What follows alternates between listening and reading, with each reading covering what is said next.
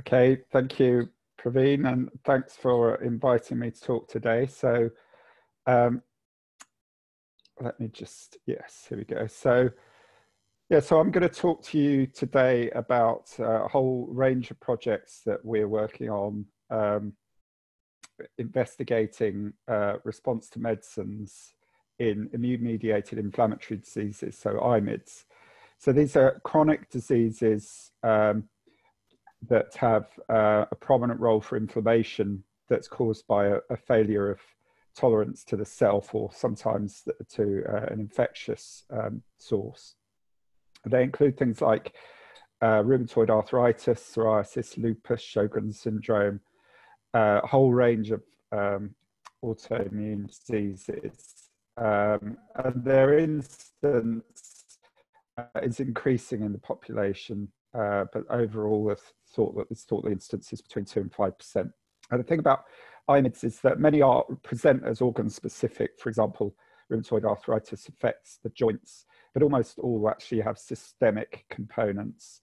And we're particularly interested in the systemic properties of these. And they also have very highly overlapping pathology. This is partly reflected in the way that they're treated, in that a lot of very similar drugs are used to treat them.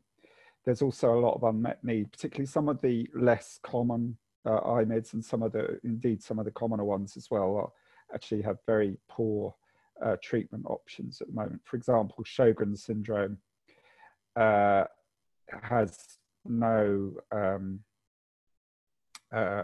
approved drugs for treatment. So the way that I got involved in IMIDs was through the MRC Stratified Medicine program.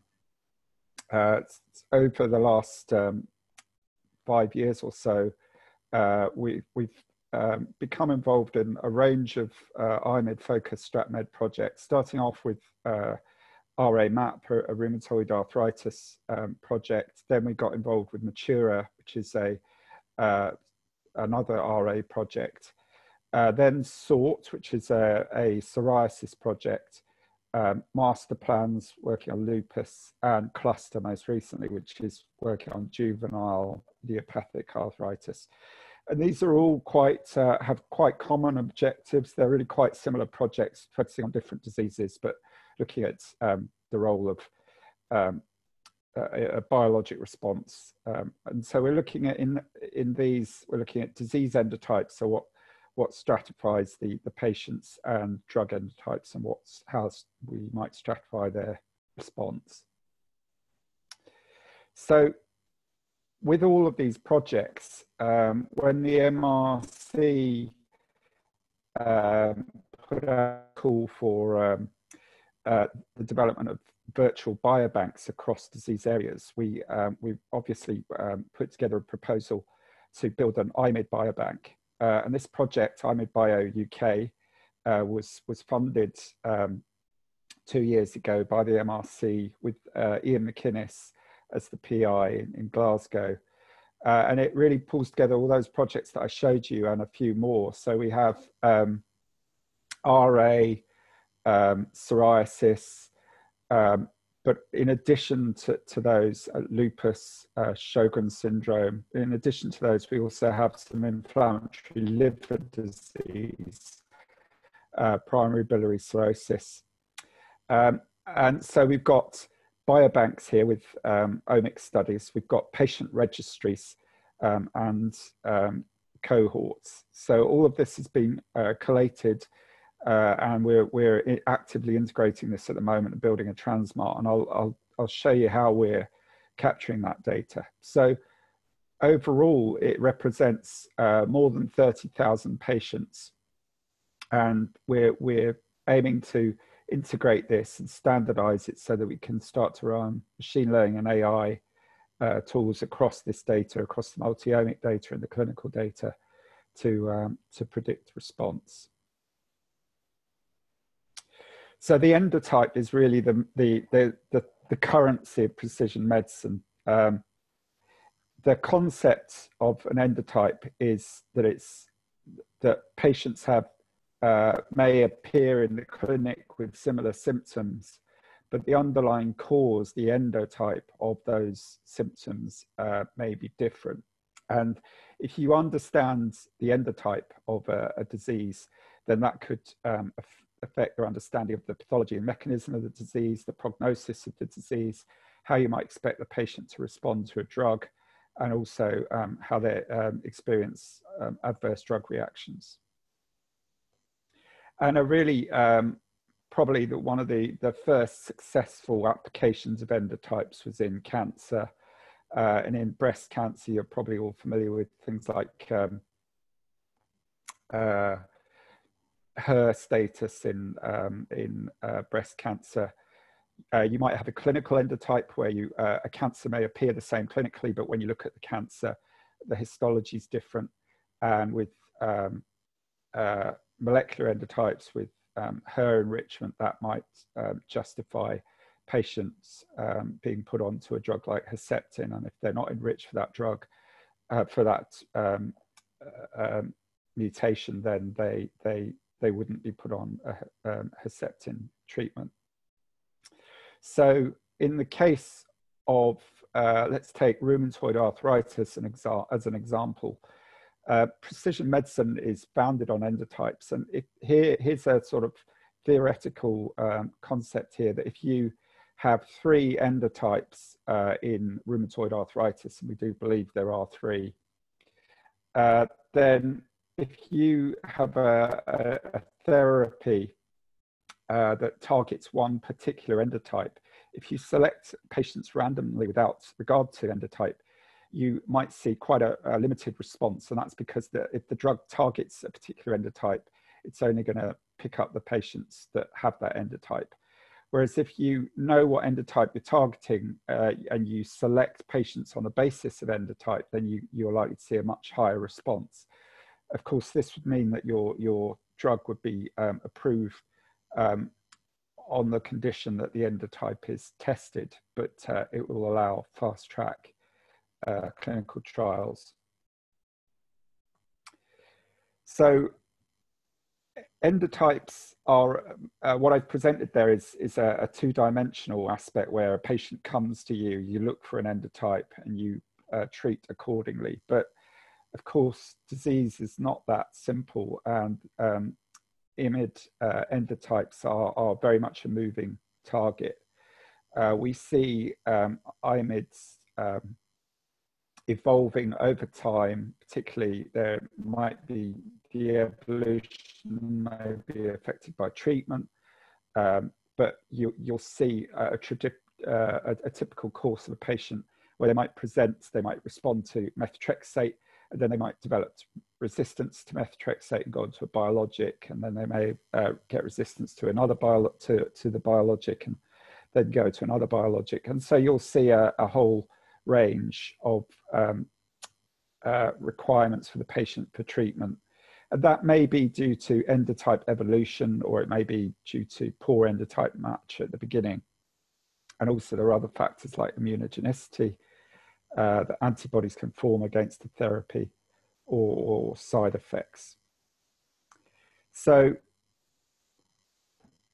one of the other key factors with defining endotypes is actually defining the disease activity itself. And this is particularly challenging for a lot of IMIDs, which are very complex and systemic.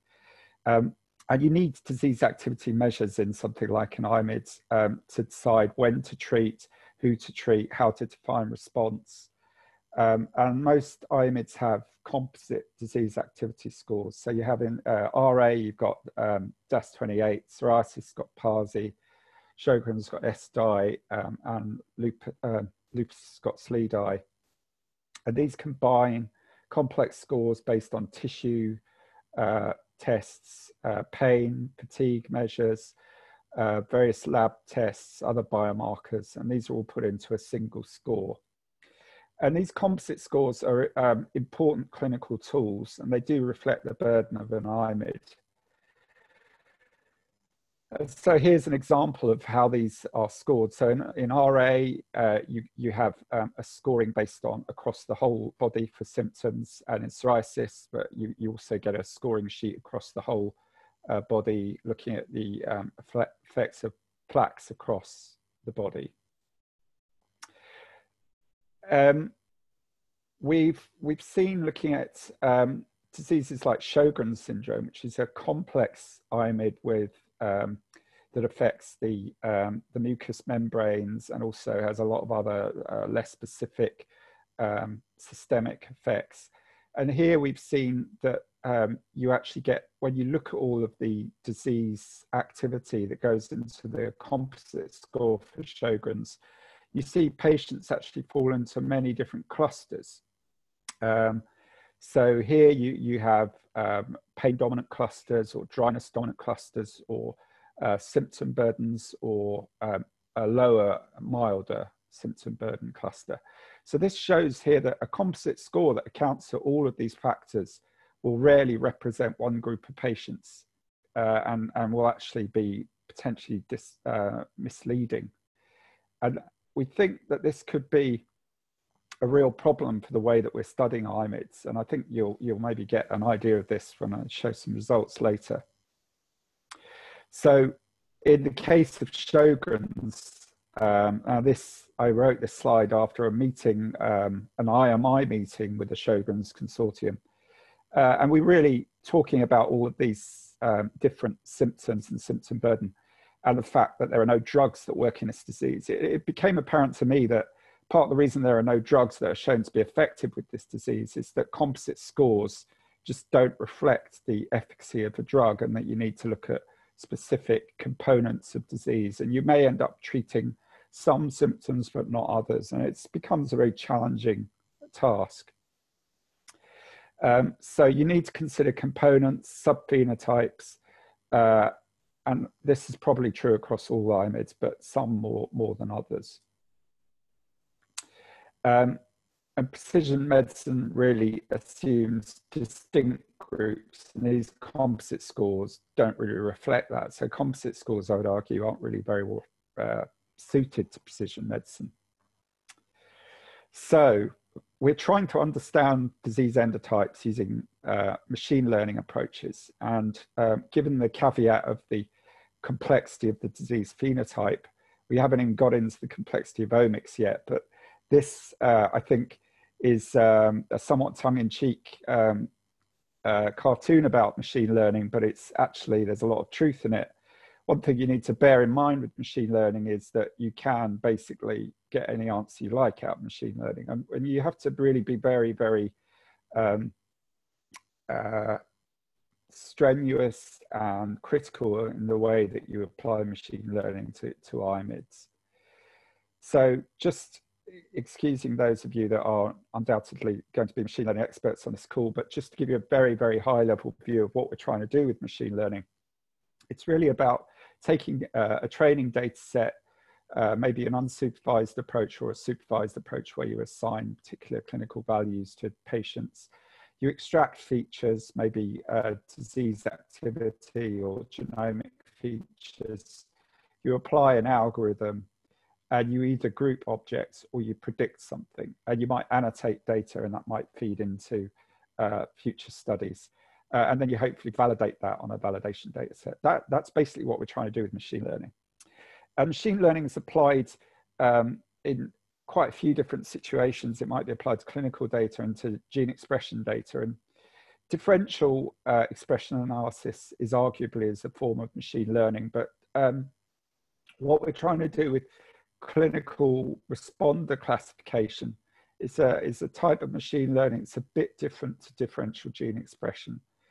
And in the case of differential expression, we're looking at marginal changes where we're effectively looking at one gene at a time, looking to see, is there a difference between a responder and a non-responder in this particular gene? Whereas in the things like random forests that we're applying to machine learning to predict response, we're looking at conditional relationship across many genes to just group and cluster So it's not quite the same as differential gene expression. So it's worth bearing in mind. So all of the IMID programs that I talked about are that they all have a common approach. So we're doing multi-omics. We're taking disease tissue, blood, flow sorted cell types. We're doing genetics, epigenetics, omics, looking at drug response. And then we're building up models of disease endotypes. So what genes change in the disease state. So a disease endotype is essentially what the disease does to pathways, what genes change, what's relevant to the disease pathology, or and here we might identify a set of genes or a pathway that's regulated in the disease. And then we're looking at drug endotypes. So a drug endotype is what the drug does to a pathway. And ideally, if we're trying to predict response biomarkers, we might see markers that are changed and affected by a drug, but that are also associated with the disease. So effectively, we overlay drug and disease endotype to identify sets of markers that might predict response to a drug. So just starting off with clinical endotypes. So this isn't omic data, this is clinical data. So we're using a machine learning method called latent class mixed models. A latent class analysis, this work was done on the RA map cohort. So this is about 250 RA patients over 18 months. And this was work done by Brian Tom at the MRC Cambridge site for the RA map consortium.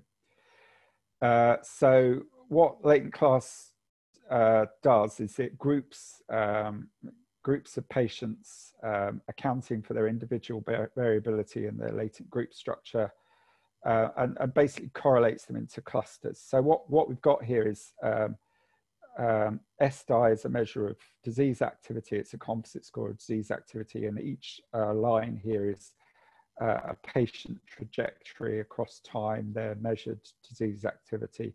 And what we do then is to group them to three main classes. So we've got the red group, which are patients that get better but then start to deteriorate. Then we've got the green and the blue group are patients that improve and then stay improved or possibly improve a bit more. We've applied latent classes really widely. We've also applied it into in the SORT project for psoriasis. It's the same sort of data, but for 3,000 patients over a longer period. And this was done by Nafer Geifman in Manchester. And we've also applied this in liver and other lupus as well. So I also mentioned histopathology. This is another way of identifying endotypes, and I said that we thought that there were 3 endotypes in RA. So this is some work done with Kospitsalis in QMUL. And here using histopathology, we've taken synovial biopsies in RA, and we've identified 3 broad groups of patients: those with fibroid inflammation in the joint, those with myeloid inflammation in the joint, and those with lymphoid inflammation in the joint. And it's particularly characterized by ectopic lymphoid cells. These are like structures that appear in the joints, populated with B cells. So we're really interested. So we've got this histology. You look down a microscope and you see an endotype. Can we detect this by gene expression? So we did a study published last year in Cell Reports, where we looked at RNA sequencing of these joints and also the blood, and we looked to see, can we predict the histology by RNA sequencing? And we could. So incidentally, we ran the method, the latent class analysis here of response to methotrexate. I found 2 classes. And so here's the transcriptomics. So at baseline in the RA Synovium, we identified these clusters, gene expression clusters, using consensus clustering that correlate with the histological path types. So we've got a fibroid group, a lymphoid group, and a myeloid group. And the lymphoid group split across 3 clusters, fibroid across 2 and myeloid in 1. And we ran some machine learning on this, and we found differing, so 3 different methods, random forests, linear models, and C5. And this showed, so the linear model was most effective in the synovial transcriptome, and the random forest was most effective in blood, and then clinical data was most effective with the linear model, and these cell surface markers were most effective in the C5 method. So, but these endotypes, as I showed over time, they are indeed mutable, and this is probably in response to treatment. So here we can see the baseline endotypes with the 3 histopathological endotypes. And we see after 6 months of treatment on methotrexate, we see the myeloid group disappears, and we see grouping into most of the lymphoids disappear, and most of the patients become fibroid. And you can see here that it's with this Sankey plot, you can see that there are some patients lymphoid group that are largely non-responsive, and then many of the lymphoid become more fibroid in path type. And this starts to tell us a bit more about the disease, and it also shows us that maybe after 6 months we might need to think about different treatments, and ideally we'd hope to predict that earlier so we can pick a different drug so we don't get patients that don't respond. Now, across all of these studies, we're doing lots of multi-omics. Now, everybody loves the term multi-omics, and but I have to say multi-omics is really challenging, and maybe not all that it's cracked up to be. There are lots of methods that have been resolved, that have been developed to study multi-omics, looking at molecular mechanisms, sample clustering, and prediction. We've applied it a lot across our projects, and it's certainly interesting. It certainly gives insight to mechanism.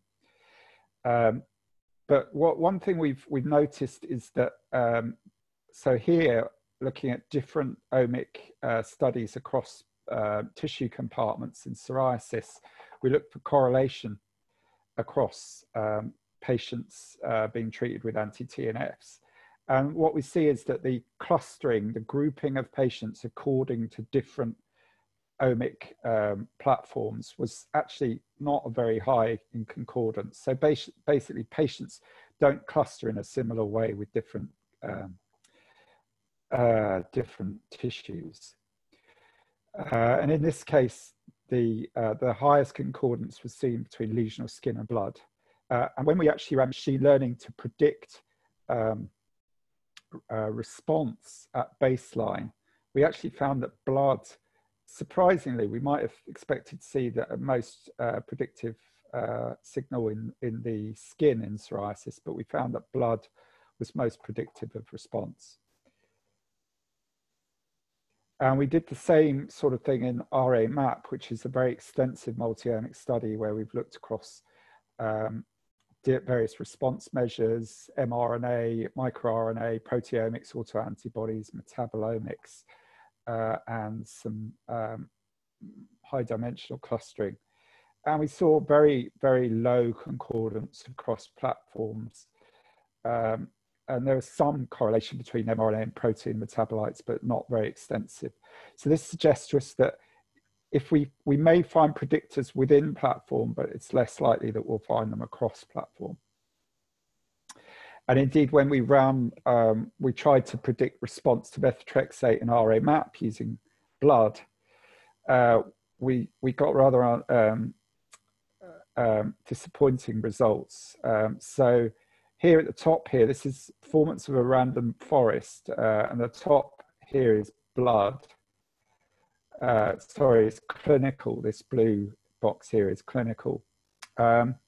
So clinical performs best. So you can do all the omics you like, but you'll learn more about the response of a patient by looking at their clinical data in this case, in the blood.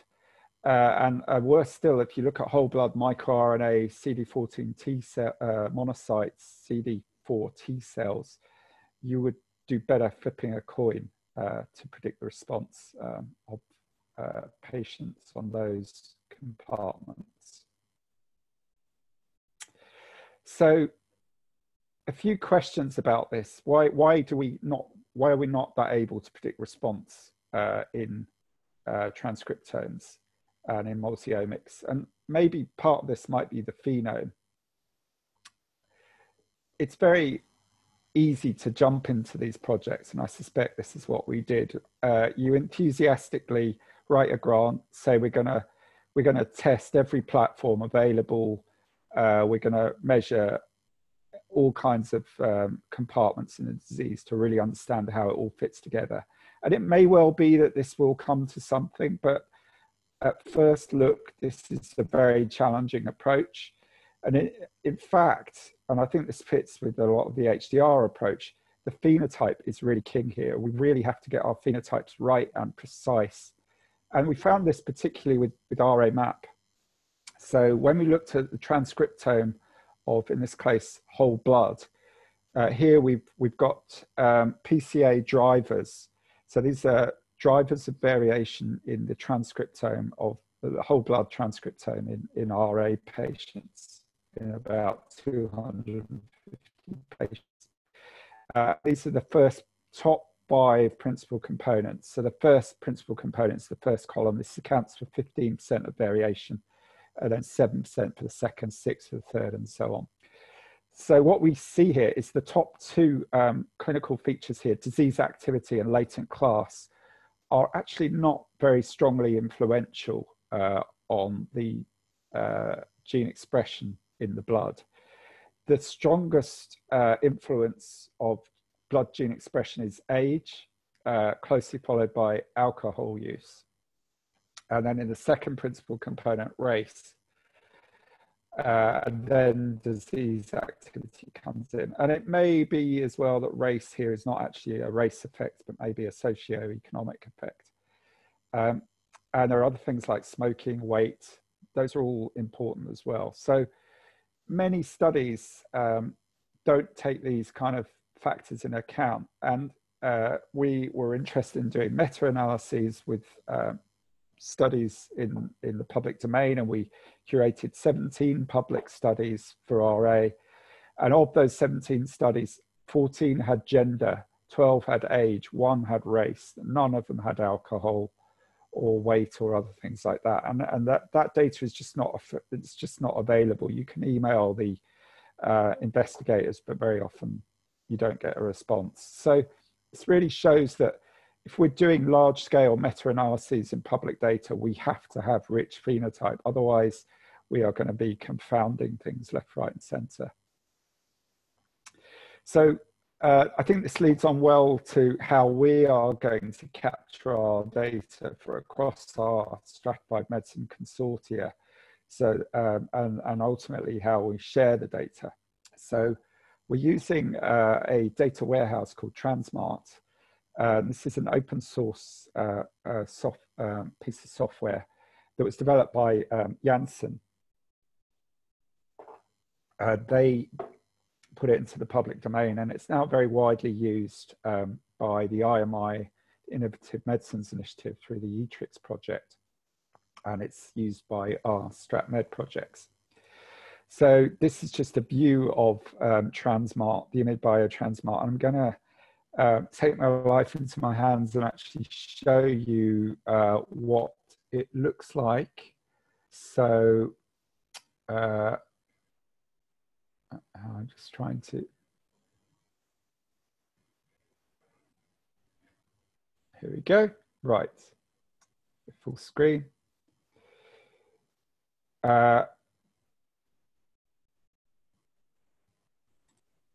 Right. Just checking, can you see my screen? It's now a Transmart. Can you nod? Yeah, good. Thank you. Okay, so this is the IMID biotransmart. So you come in here, you go to the analysis portal, and here are some of the studies that we've curated so far. So you can see the number after the study are the number of patients, and you can see we've got here the PEAK study, which is RA, SORT, which is psoriasis. We've got RA MAP, RA SERA, which is a large Scottish RA study, PBC, which is primary biliary cirrhosis, and Sjogren's syndrome, UKPSSR. Now let's just take RA MAP. So this is the project that I talked about. So you have a tree here. So you've got biomarker data. So we've got transcriptomic data, proteomic data. You've got various subject demographics, things like that, the treatment the patient's on, and clinical factors. So I'm just going to give you a quick example of the type of analyses you can do. So to study that, you can, if I just load RA map into the browser, I'm going to go to the Smart R, and I'm going to do some correlations. So here, if I wanted to look at the correlation between platelet counts and disease activity, I can go to the baseline measures. So we've got baseline month 3, month 6, up to month 18. So if I take baseline platelets, and then let's go to disease assessment, then I can take DAS28. So this is disease activity of the patients at baseline. And I can also put in other things like gender, if I wanted to look at, see if there's gender effects here. So put this gender in.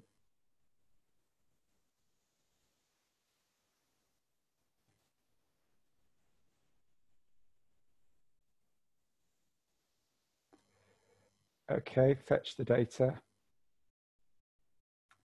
I run the analysis, so I'm going to give a logged correlation plot. And so here it's done this on the fly. You can analyze with anything you like here, really. So it's showing correlation between platelets, platelet counts in those patients, and between the disease activity. So you can see there's looks like there's a good correlation. And if I just go to the side here, you can see it's put a p-value on it. So it's a strong correlation. And if you mouse over individuals, you can see the actual reading. You can see which patient it is. You can see their disease activity and platelet scores. If I decided I wanted to rerun it without some outliers, I could just select the group of patients that I want to analyze, and then it reruns just for that group and gives you the p-value across that group. So this allows you for some quite nice on-the-fly analyses of data sets, and then you can also do the same with other data sets. I won't go into any more detail with that right now, but we're finding that it's working quite nicely. Right, let's just go back to talk.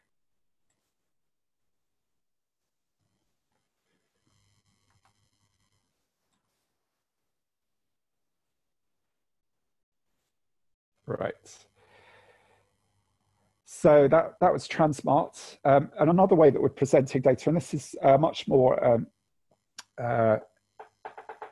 intensely analysis focused, is we're using R Shiny, which is a way of presenting R results on the web. And this doesn't actually run analyses on the fly. What it does is it allows us to present analyses and allows users to query this data. So this was some work done by a PhD student, Katrina Goldman, and Miles Lewis, who's a clinician who's involved in a lot of our precision medicine projects. And Miles is not only a practicing rheumatologist, but also an R whiz, and he actually wrote the code for this 3D volcano plot and the prototype for this. So I'll give you a demo of this as well, but you can actually go to this and try this yourself. It's at the peak.hpc.qmul.ac.uk. And let's go to that. So it looks like this. And so what this allows you to do is, so let's go to the volcano plot. So this volcano plot is, you're probably familiar with a 2D volcano plot. But this is a 3D volcano plot. If I could ask you actually, while I'm demoing this, if you don't do any queries on the site just for a second while I demo this. So this is comparing those 3 endotypes. You remember that we had the 3 endotypes in RA, and so this, we've got 3 axes here. So we've got the myeloid axis, the fibroid axis, and the lymphoid axis. So you can see where the genes are in a 3-way analysis of differential expression. If you mouse over these genes, you can see genes of interest. So if I take this gene and click there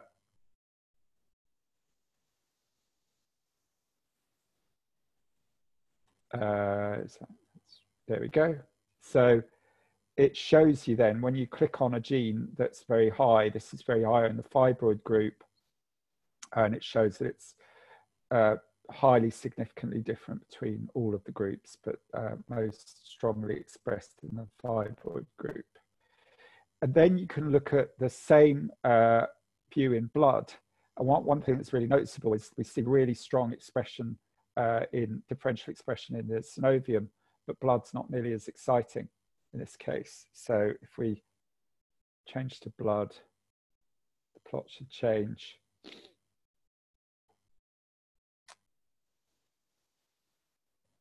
And here we only have a very small number of genes that are differentially expressed. The gray is non-significant. Let's just take this example. This is an interferon gene.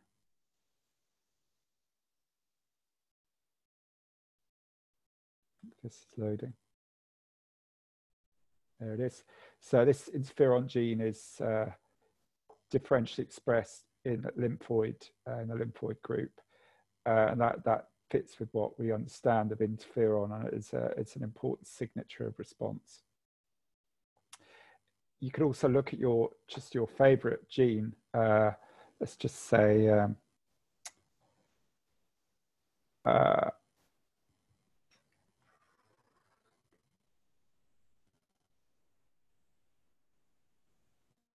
trying to think of a good gene here.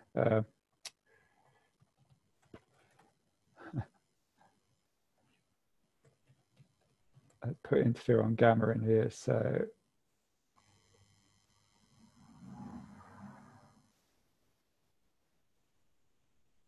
if you load your gene in here, we should get correlations with, I think it's a bit slow at the moment. These are the risks of a live demo. You should see correlations with histology, with clinical variables, radiology, response, and a whole load of other things. And we've also got up here, we've got things like modules, correlation with immune modules, and module tissue comparisons. So I'd invite you, I think maybe lots of you are using this all at the same time. But I'd invite you to have a look at this yourself. So here's one I prepared earlier. So this is an example where we're showing here expression of specific blood modules. And here you can see which gene modules are upregulated in both the blood and the joint. So you can look for common multi-omic markers. So just sort of summing up here. So what do we need to realize precision medicine? I think, as I hope I've shown you here, we need reproducible, replicable science. So one of the ways we're trying to do this, not only in depositing data with full, clinical annotation, but we're also depositing our analysis code in Markdown format. So for sort here, for a pilot paper, we presented the full analysis so that everything we published in the paper is completely reproducible with this Markdown that's available in GitHub. And this just takes you step by step through all of the analysis that we did. We need high quality, fair, findable, accessible, interoperable, reproducible paper, and we've written some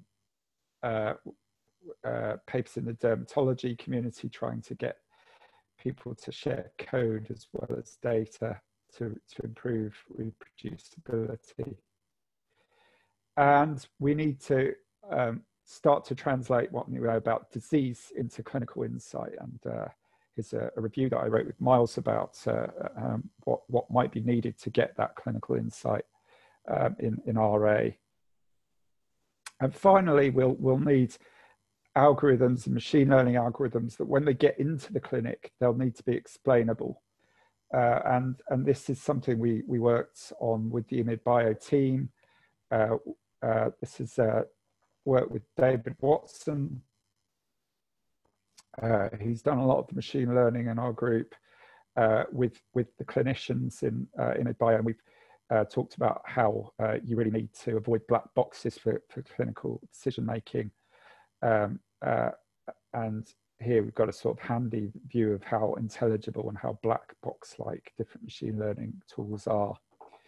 And this is not only going to be important for adoption in the clinic and for building trust for using machine learning, but it's also a requirement for GDPR. GDPR actually covers explainability. So if you make a decision about a patient, saying you use a machine learning algorithm to decide what patient, what drug a patient gets, if it's a black box algorithm, even if it's a brilliant, accurate algorithm, if you can't explain why that decision's made, it's technically violating GDPR. And I'll stop there. I feel like I've been through a very large amount of work here, and that's really a product of a large team, both at QMUL and with clinical teams around the UK, particularly in Newcastle and Manchester. So I will finish there. Thank you. Great. Thanks, Mike. And indeed, smart research workspace that you demonstrated there, and definitely tested the patience of bandwidth. And I'm sure that for everyone, it sort of survived and people could actually follow what you were actually doing on the fly. So I'll pause here, and also just to let everyone know that you can unmute yourselves, but I'll probably just start calling names. And if you could just unmute yourself and ask the question yourself, that would be great. The first question is from Mark Piley. Mark?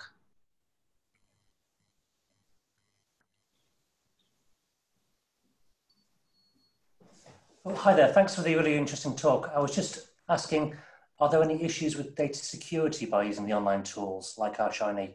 Do you need to place your data externally to use those tools? Yeah, so the RShiny tool you can use and is externally available to the web. I won't go to that. That's maybe for another day, another forum. But it is difficult hosting anything on the open web these days because cyber attacks are constant. So for that reason, that RShiny interface is just analysis results. There's no clinical data there, so we can. Security is not so important. The Transmart has a lot more clinical data, although it's all pseudo-anonymized. We do need more security, and also a lot of the data is not published yet. So in that case, Transmart has a login, so you can only get in with a user and a password, and we also IP restrict the access so that you need to be accessing it from a known IP range. Does that answer your question? Yeah, I think with GDPR, you just need to keep control of yeah. copies of your data. Yeah. Great. Thanks, Mark. Next question is from John Dinesh. John, do you like to ask the question yourself? Thanks, Michael. It's a question about the insights that you can get from patients with overlapping data on different scales of biology. And my question is particularly about genomes, transcriptomes, proteomes, but it's more generally is, could you give an indication of how many individuals have these layered sets of data as opposed to disparate sets who might have information on one or other layer?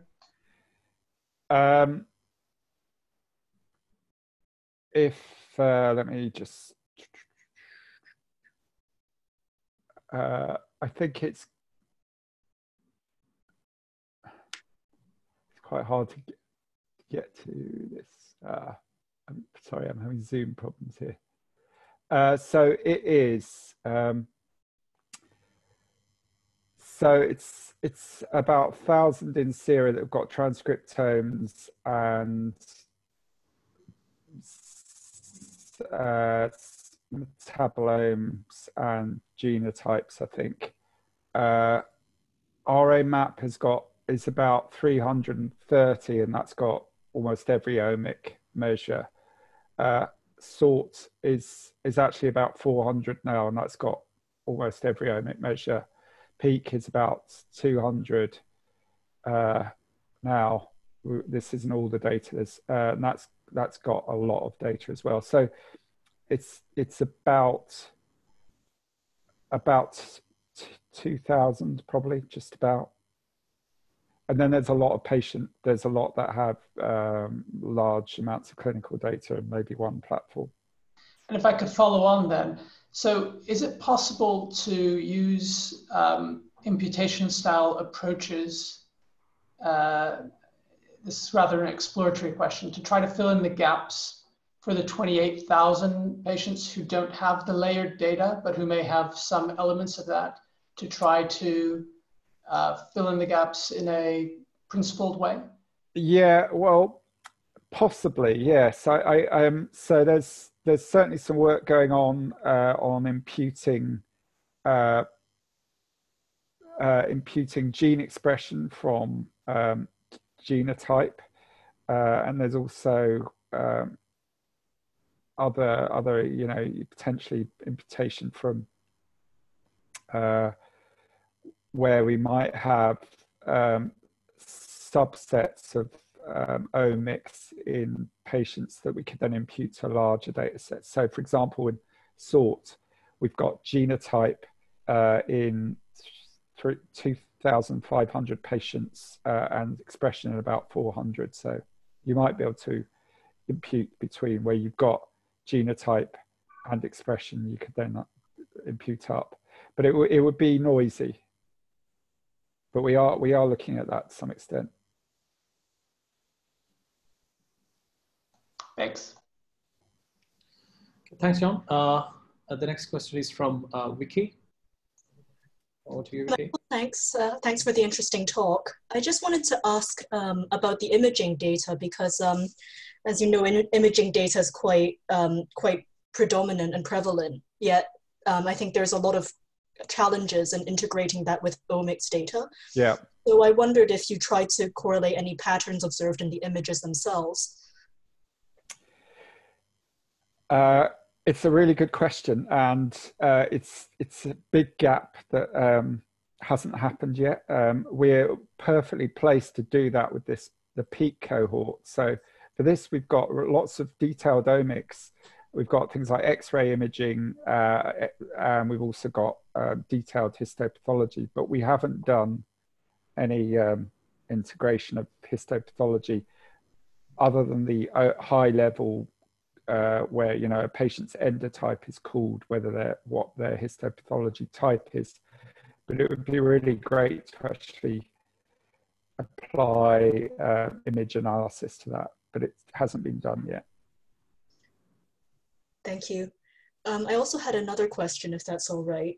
When you showed the slide about the prediction error of different tissues, and you were saying that blood was doing much better than some of the other ones. Yeah. how much of that is because of sample size? I'd say that's probably, sample size is a factor. I think that's this slide. Sample size is probably a factor. We're always a little bit underpowered with genomics, but yeah, I'd say it probably is sample size, but I would expect it to scale up because they all had the same sample size. So it should be equivalent across them. Thanks very much. Thanks, Vicky. That takes us to the next question, which is related to sample size from Carl Anderson. What do you Hi, Michael. Great talk as always. So my question concerns your experimental design and how, when you were designing these experiments, how do you trade off sample size against the number of omics that you perform across those samples, across, let's say, the quality of the generated data? Here I'm thinking about things like sequencing depth, plus then the desire to keep some money for replication.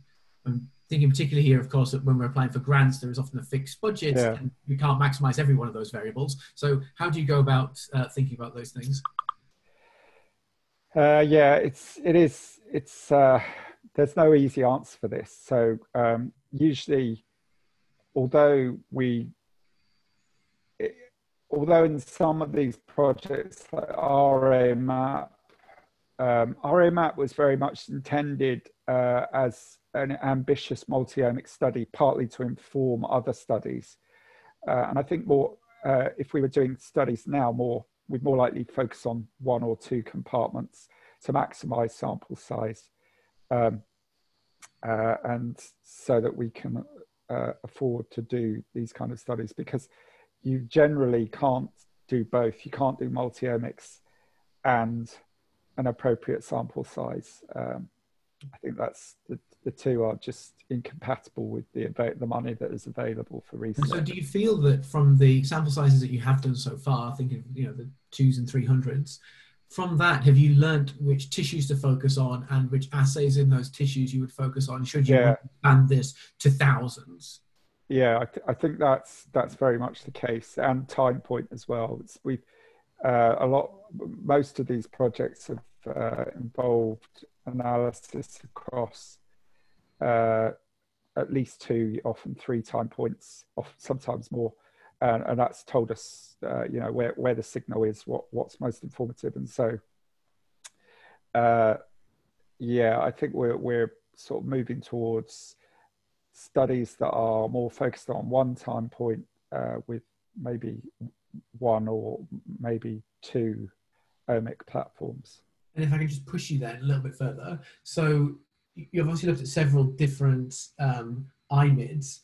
Are there particular assays that are coming out? Like, are you finding that RNA-seq in a disease-relevant tissue will top trump proteomics, or proteomics top trumps metabolomics? Are there 1 or 2 omics which are kind of consistently winning? No, not really. Okay. I'd say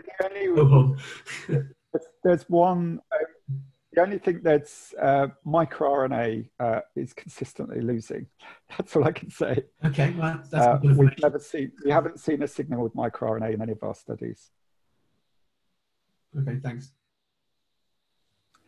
Thanks, Carl. I think we've got another question from Mark. Mark, if you want to ask.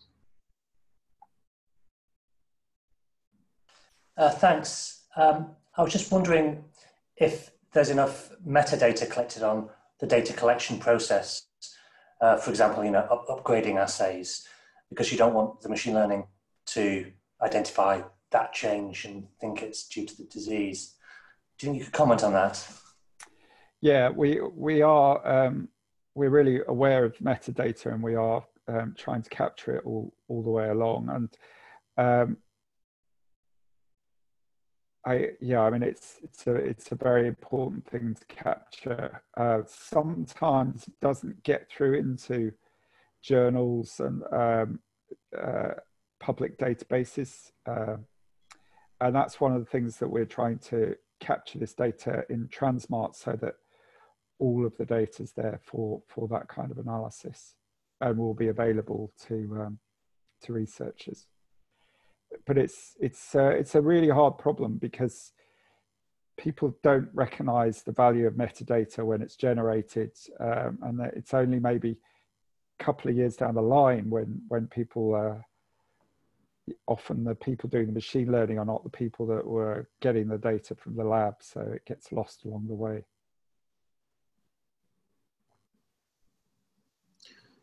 Right, thanks Mark, and I think we are on time, and with that it's time for a really nice thank Mike for a really nice talk and a virtual clap. And I will keep you informed of the next talk, which is in July. And until then, stay safe, everyone. And thanks, Mike, again. Thank you. Pleasure. Thanks, everyone. Nice to see all those virtual claps coming in. It's brilliant. All right. Thanks. Bye, everyone. Bye. Thank you. Thank you.